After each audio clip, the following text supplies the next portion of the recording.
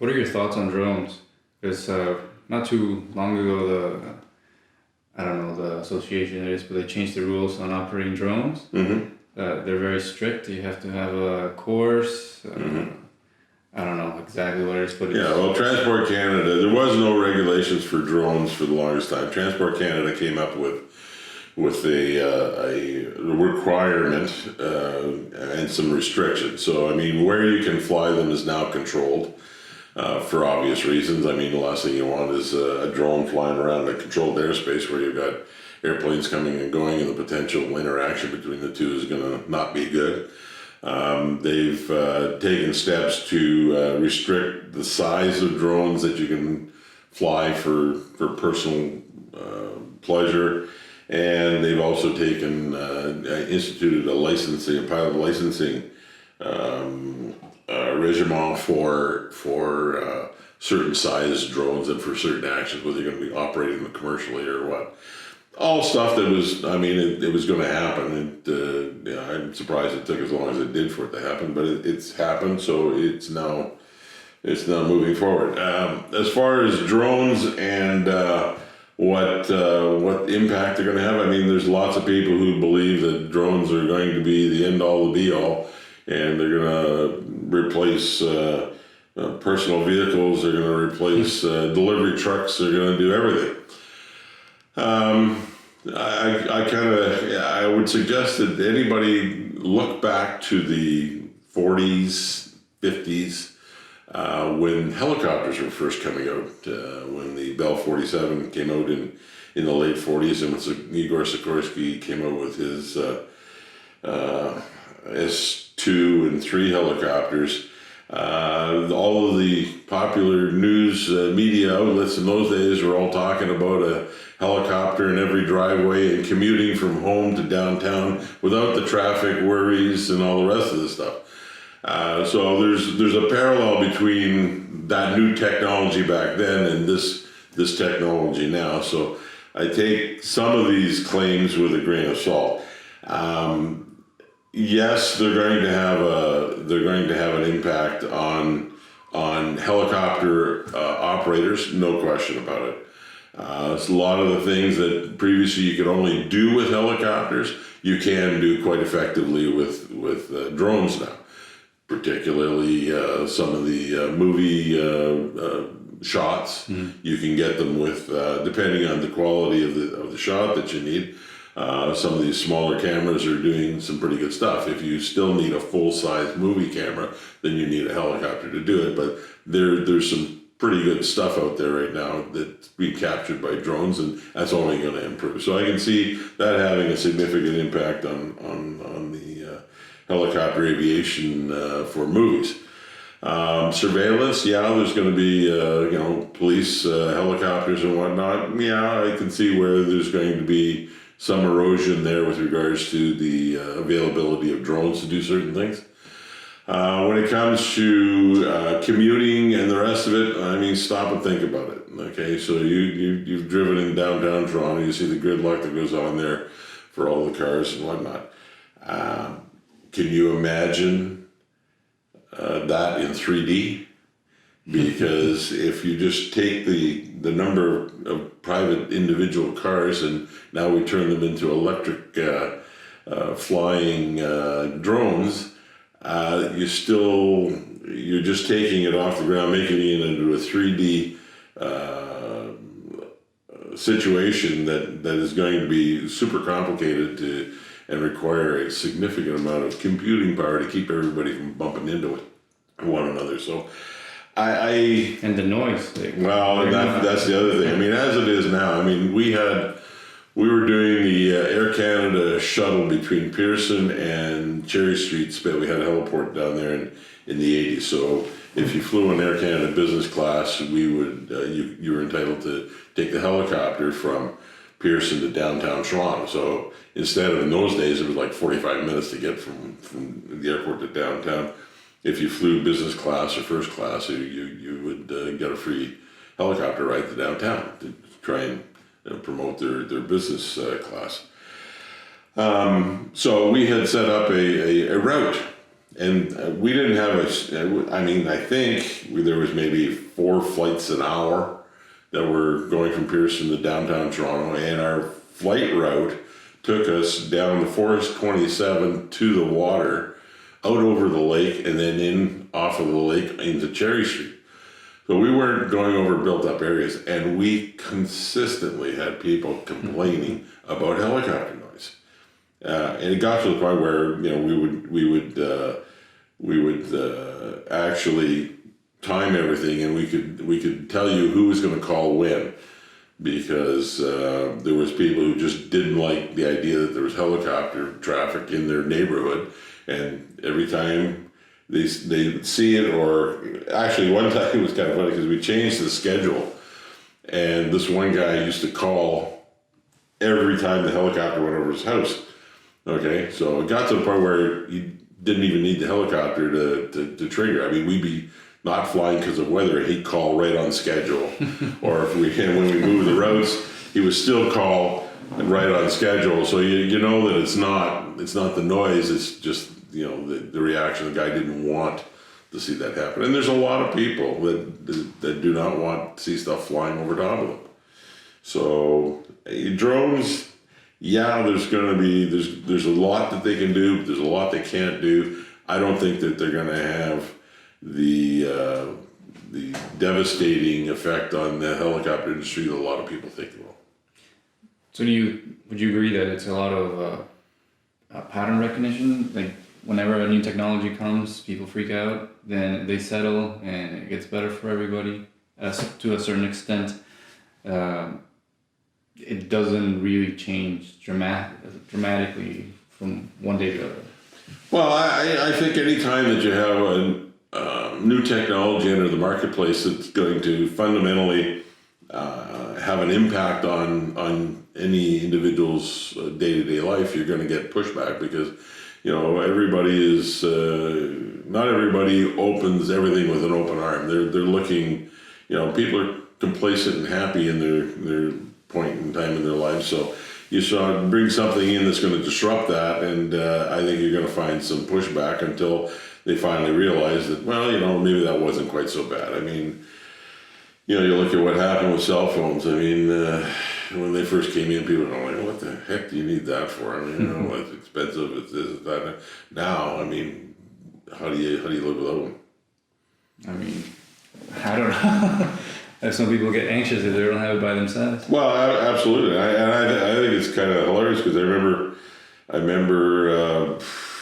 mid '80s we had radio telephones that we were using when we were up in the territories and whatnot, and thought it was just the cat's meow, but I remember sitting in Squamish, BC. Down the docks, we were doing a hydro power line project, and one of the guys up in Fort Smith in the Northwest Territories called us on the radio telephone. We thought, wow, this is great. We can talk to him direct up in the territories, and we're down here in southern BC. But now, I mean, where are you? Oh, I'm on Mount Kilimanjaro. Oh yeah, well, I'm sitting here talking to Alex. No big deal. No. Where would you like to see some innovation in your industry that would help you day to day? Well, I think a lot about what we were talking about with regards to the differences in the way we train people and the way we do things. I think that's a very primal change that could happen. I know Transport Canada is looking at changing, fundamentally changing the way training is conducted. I mean, they're looking at going with, instead of a training company. So right now, let's say, for example, you have a helicopter company that wants to do flight training. They have a flight training operating certificate that they apply for and they get, and their curriculum is approved by Transport Canada, and they start training pilots. So, and if you're an operating company where you're not doing training, but you have your own pilots, they require retraining each year. So right now, you either send them out to somebody to retrain, or you do it more likely you do it in-house if you're a smaller operator. So what you have is let's say we've got 600 operators in Canada, probably 500 of them all do their own training. Each one meets the standard, but they get to meet the standard in a different way. So there's no consistency across the board with regards to training. What Transport Canada is looking at doing is trying to bring something that's going to level the playing field, so everybody gets the same level of training, so we have that consistency across the board, so that nothing falls through the cracks. So they're looking at adopting the European system, whereby instead of individual organizations doing their own training, they have what's called approved training organizations, AMOs or AMTs. And that AMT would be licensed by Transport Canada to provide training. All of the operators would have to send their people to one of these AMTs so that everybody's getting trained to the same standard at the same level in the same way. Gives you that consistency across the board. So I can see that coming. I think that's a good thing. I think you're probably going to see, when that gets implemented, you're probably going to see some regional AMTs set up across the country. And I think you're going to see that those AMTs are going to utilize the latest technology, because now they have a critical mass using their facility, as opposed to you have 5 helicopters, 20 pilots. Are you going to buy a simulator to do the training? No, you're not. But if your 20 pilots are going with my 20 pilots and your 20 pilots, and we now have 1,000 pilots that are going to an AMT, approved ATM, ATO, approved training organization, for their training, that ATO is going to have the simulators, and everybody's going to get the same level of increased training that you otherwise wouldn't be able to experience. So that's going to impact on the safety record of the industry, because now all of a sudden all these guys are going to be getting training at a level that they otherwise would never have been able to be exposed to. So that's one of the things that I think the industry is going to benefit from overall. How would that affect your business?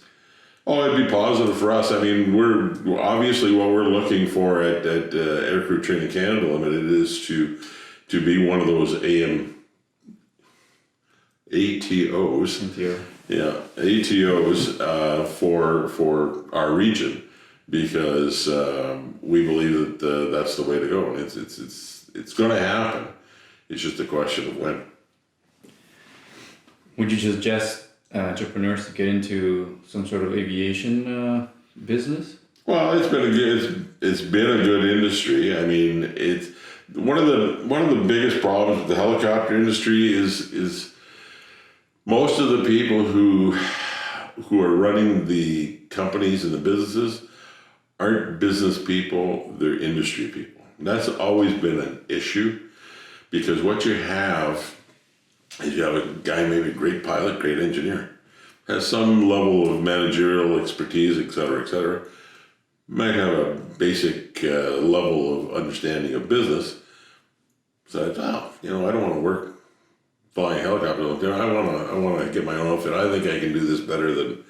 So it's easy enough to put together an investor and get a helicopter and start the company up.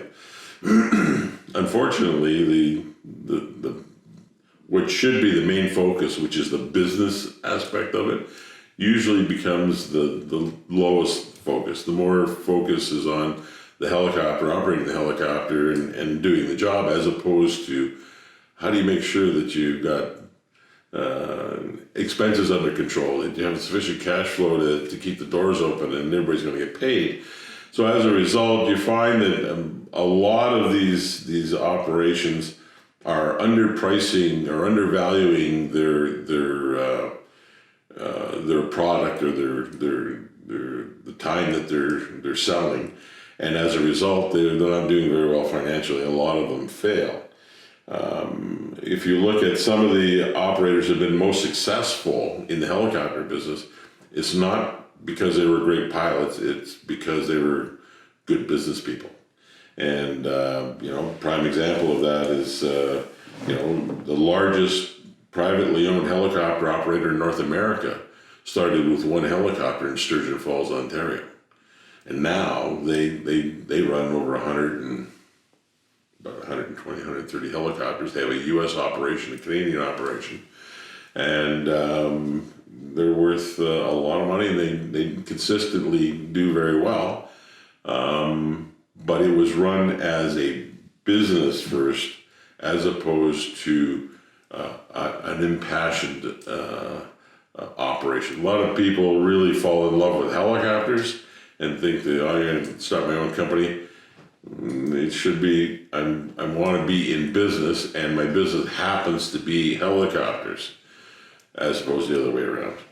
So would you suggest you maybe get a partner that is savvy in business, partnering up with? That would be a very good suggestion, and there are some operators out there who had that mix where you have the industry side of it, but then also a business individual who looks after the business side of things, and the two of them are on equal footing, and as a result, you have your yin and your yang, and it balances out, and they can be quite successful. It's when you have that imbalance between the passion and the reality that you actually have problems. And it must take a lot of humility to accept that you're not so advanced in those skills, right? Well, I mean, I don't know anybody who's perfect at everything. I mean, I've got lots of experience in certain levels, and I also know where I don't. So, I mean, I think you have to be mature enough to understand that it's a rare individual who can do everything themselves. And I think one of the key things is to recognize what your shortcomings are, and make sure that you've got people in your organization that shore up your shortcomings, and be smart enough to listen to them when they open their mouths. What are your thoughts on immigration, helping fix that need? Well, I mean, it worked in the early 70s when there was a pilot shortage, and we had a lot of American ex-military pilots came up here, and some temporary, some still live here today that took care of that. I mean, one of the problems that you have with immigration as it relates to aviation, though, is the fact that Western aviation is a lot more mature than some in the third world countries. So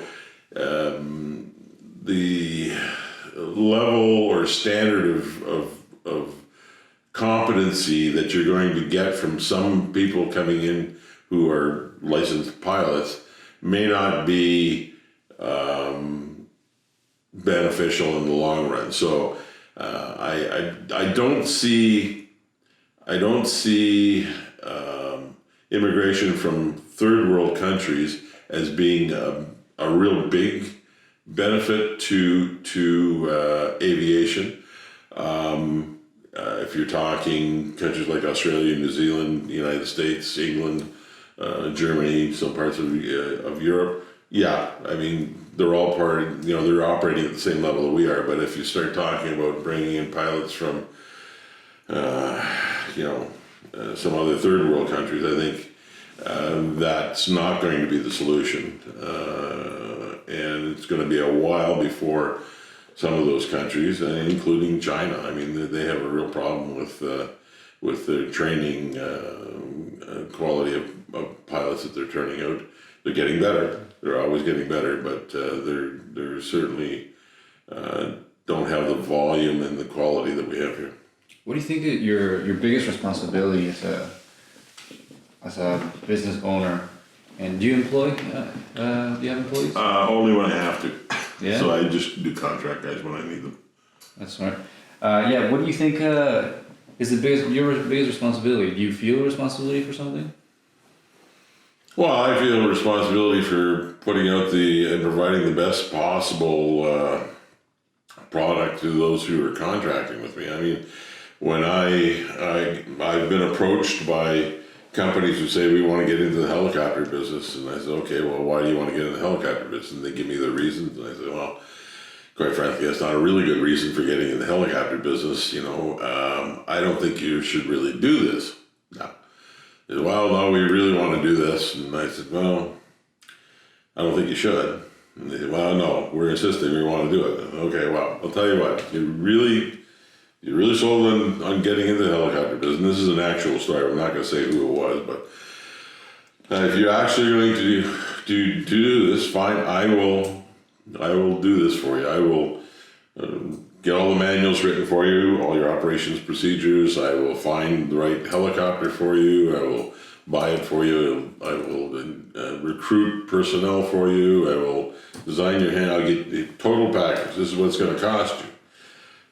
But before, I'm going to say one thing to you at this meeting, and that is, at some point in time down the road, you're going to come to me and say, listen, we want to get out of this business. And when it happens, I'm going to say to you, do you remember this lunch that we're having here today where you said you wanted to get into it? I said, you shouldn't get into it.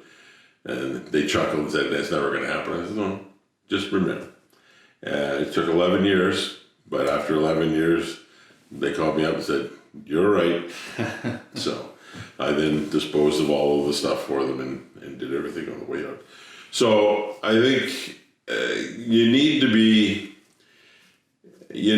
honest with everybody, and you need to not tell them what they want to hear. You tell them what they need to hear, and if they then decide to proceed and move forward with their plans, then all that you can do at that point is do everything you possibly can to try and make them as successful.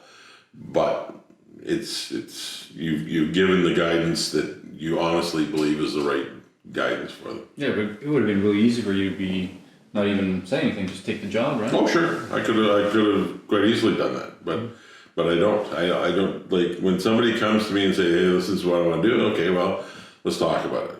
And it may be a great idea. It may be needed. It may be exactly what should be happening. But why are you doing it? Because the why is as important as the how and the what. What is the motivation? In this particular case, motivation was a member of the family got a pilot's license because they always wanted to be a pilot. Well, that's really not a good reason for starting a company, but they were also quite well off and had the financial wherewithal to actually do that. So, okay. Now, what happens from that point on is okay, now the direction, and they're business people, so they have that aspect of it. But what happens is you get the personalities mixed up into the, okay, well, here's what you should be doing, and the people who actually know the industry that they've hired to bring their people along are saying, well, you can't really do that. You can only say no for so long to the guy who's paying the bills, who thinks he knows more than you do, even though he doesn't, before, okay, well, get rid of him because he doesn't know what he's doing.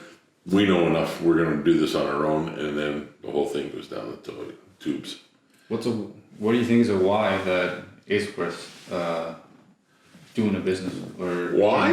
Yeah, a good why. Well, a good why would be a guy who has done his research, understands the industry, has the technical and business background to understand what all the intricacies and how the parts work together, and is doing it based on a pure business case as opposed to a passion that they have for it. Having passion for what you do is great, but if that's your prime motivating factor, it's not necessarily going to result in a successful operation. So, and unfortunately in the aviation business, you can have the passion, you can set up a company, you get going and you really push. If you're wrong about something, people can die. And I've attended too many funerals over the years that I don't particularly want to encourage people to get into something that they may be very passionate about, but are not ready to make decisions that impact people's lives. For investors, who put on a hat as an investor, what would you suggest for somebody who's trying to get into the aviation field and invest? Well, I mean, there's opportunities there. There's some very good opportunities there. They have to be very wary. And again, it comes back down to why are you interested in investing in the aviation industry? Quite often, you've got people who are very successful in other industries who decide for whatever reason that they want to get in the helicopter business. And generally speaking, they don't end well. Sometimes they do, but more often than not, they don't. Because having a helicopter, being well off, having a helicopter that you use for your own personal use, and then having an operating company that has to provide service and turn a profit, there's a real big disconnect between the two. And so quite often the motivation to get into the helicopter business is because they have that personal passion for flying and think it'll be a really great time. I mean, I can't tell you the number of times I know guys who've been very well off, who've bought helicopters, learned how to fly, had a great time, decided they were gonna, okay, well, maybe if I start a company up, I can write off part of the helicopter here, so I won't be paying the full bore all the time and all the rest of it. So, but No worries, you can click it off if you want. well, I don't know how to get the damn thing to do it. Yeah. So there's been a lot of people that I've known over the years who've had who have a business, have money, buy a helicopter, learn how to fly, decide, well, I'll get an operating license just so that we can do some charters and it'll offset the cost. I can write off the maintenance. I can have a full-time pilot that you can rate him off, blah, blah, and do a little bit of this and that. That goes on, and they'll do that for a little while. They say, well, you know what, maybe we should get a second machine, or the pilot that's flying for them. Then, if we got another helicopter, we could do this. And so they buy a second helicopter and do that. And maybe there's a slight downturn or whatever, and all of a sudden they get looking at it and go, wow, this isn't working anymore. Or they've had the thing for 10 years and they say, I'm past that now, I'm going to move on, and they just liquidate and move on and do different things. So how do you attract the investors? I mean, usually it's because they have an interest in the industry that, and then once they had some exposure, they either excel or they get out. Do you fly yourself? No. No? I have flown in the past, but not. I don't fly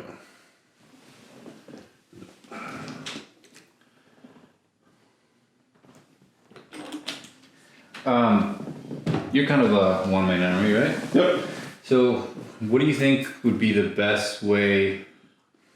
Because right now, social media and marketing and all that stuff is just taking over a lot of companies. How does marketing, online marketing, help a guy like you, a business like you?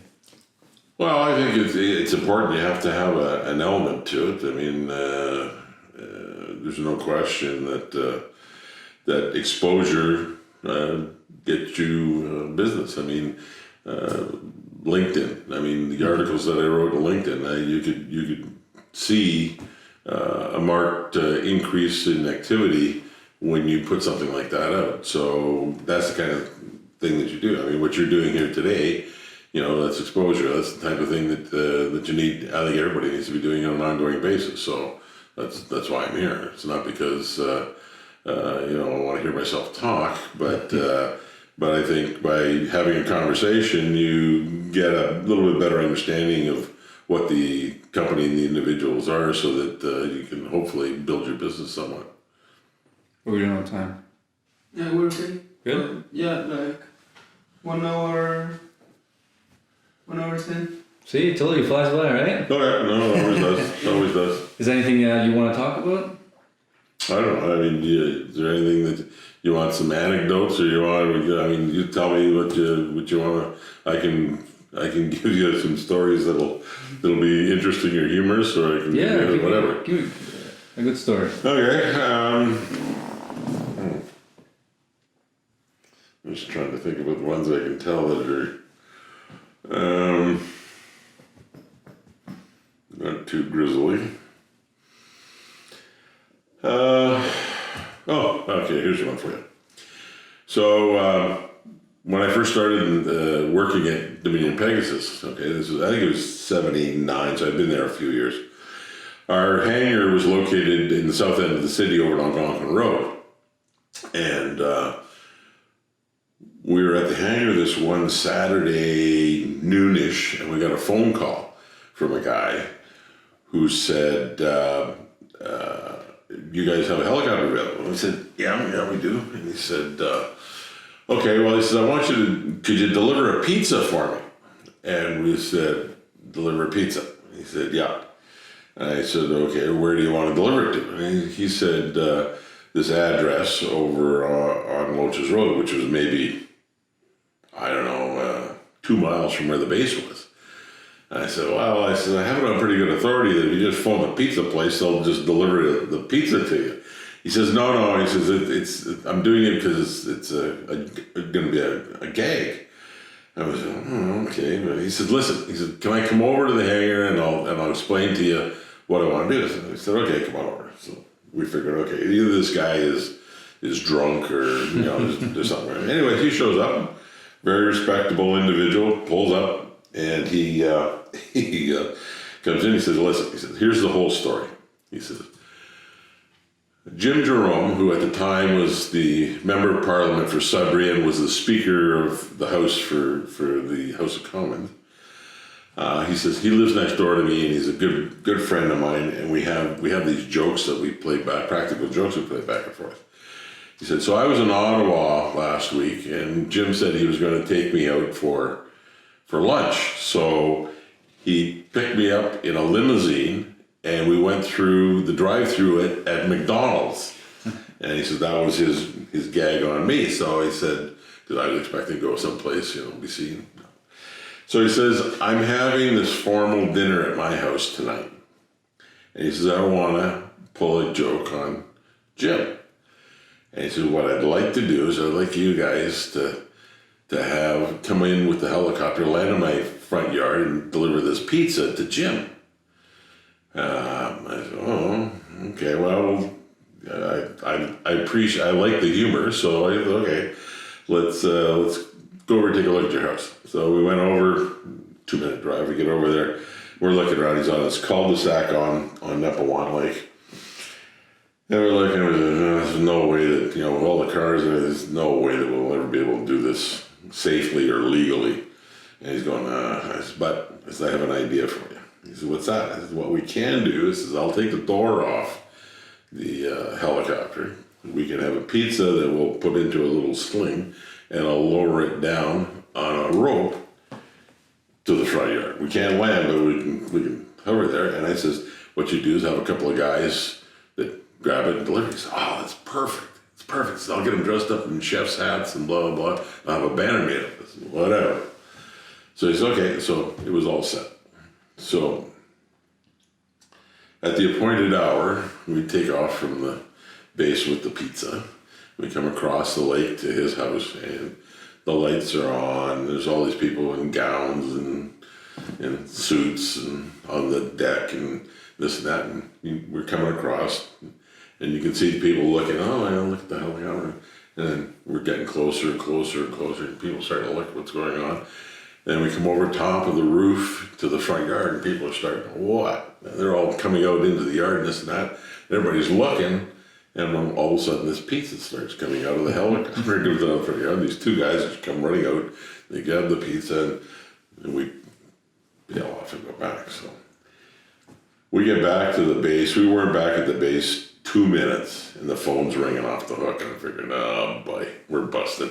Somebody's complained, we're gonna have some kind of a problem here. It's the guys. Ah, well, great, everybody had a great time, it was wonderful. Oh, that was the best joke, everybody, like, you gotta come over and have a good. We're dressed in our grubbies and all. No, you have to, everybody wants to meet you guys. So we went over and spent the night kibitzing and drinking and shooting the breeze with all these guys in their 3-piece suits, and we're sitting around in jeans and a jacket. But that was one of the stranger requests that I've had, deliver a pizza in town. We've done a lot of stuff with game. We've done bearland grizzly studies where we covered 40,000 square miles of tundra looking for bearland grizzlies in the eastern Arctic in around Baker Lake, where you'd find one, you'd dart it, and then we'd weigh it, measure the skull, pull a premolar tooth, take blood samples, and all of that for the studies, polar bear studies, caribou studies, a lot of different things like that. Yeah, my sister's a biologist in Chapel. Yeah, she all the time on helicopters, her studies and moose surveys and all that stuff. Yeah, and then her husband is a fire ranger. Oh yeah. So he goes. Okay, well, he would have lots of exposure to helicopters for sure. Yeah. Like, I was thinking it'd be pretty cool doing a video of his journey of what these guys go through, right? Because they get dropped off in the middle of nowhere and. Yeah, there's no, I mean, it could be the middle of nowhere or it could be the middle of somewhere. I mean, I had helitack dropped off guys to a fire within 3 miles of my house. This summer it was a lightning strike, and they put a crew in there. They spent 2-3 days in cleaning out. I mean, you could, but they set up the tents and they did the whole thing. So if you were going to do a video, that would be the perfect time because you have access to it. You know what I mean? So there are situations where you could actually get the video footage that you're looking for without having to be on a super remote location. But we've done a lot. The biggest fire that I was ever on in 1980, Thunder Bay 46, which was just north of Thunder Bay, started in April. It was an M&R truck that went off the road in the bush and caught fire, started the fire. It burned from April until we were the last helicopter released in September. At the height, they had 52 fire camps around the perimeter of this fire. It burned 365,000 hectares. And we had at the peak, about 30 helicopters fighting that one fire. And we were, like I said, we were the last helicopter released in September, head back down to Thunder Bay. That was a long summer. I bet. I remember, I think 2 summers ago, here in North Bay, when the sun started to set, you could a smoke cloud coming down. Well, I mean, there's a lot of situations where there have been some pretty significant fires in around northeastern Ontario. I mean, we have not this year, but a year ago, was when we had the fires down the French River and everywhere else. That's probably the biggest fire season we've had in northeastern Ontario in 25 years. Before that, we had some big fires in Tamagami. We had some big burns up there in the early 80s. But we haven't had a whole lot in the last 25 years or so. It's mostly been out west. So, but it's cyclical. I mean, it happens. I mean, weather patterns change, vegetation changes. We had the gypsy moth come through in the late 80s, early 90s, and created a lot of deadfall. So you had some stuff where fuel values went up. So you get fires that burn hotter and bigger and do their thing. So Well, Dan, what was the name of your company, business? Trend Tec Canada. Trend Tec Canada. We'll give you a plug, and Oh, great. yeah, Thank you very much. it was great having you. Thank you for coming. My pleasure.